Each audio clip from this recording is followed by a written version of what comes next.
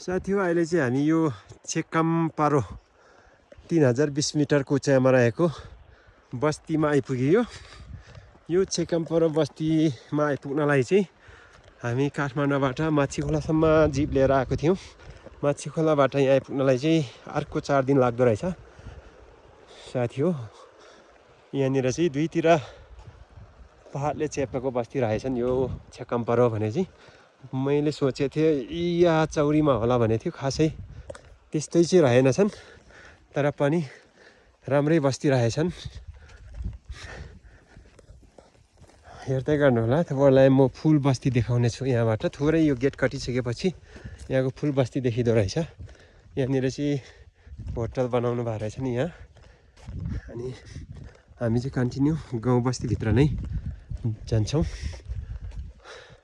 यो गेट पार गरिसकेपछि चाहिँ ल मेन बस्तीमा पुगिँदो रहेछ। यो गेट कटिसकेपछि यो हो चेक्कामपारो गाउँ है साथी हो। मैले नि सोचेको थिएँ यो चेक्कामपारो गाउँ चाहिँ कस्तो छ भनेर।